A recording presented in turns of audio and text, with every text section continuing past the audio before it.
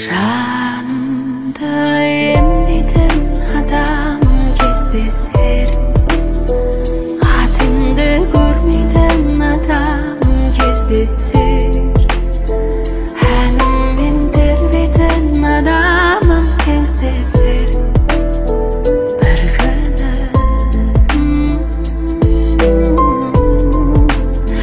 Барымды теңдейтін адамым кездесер.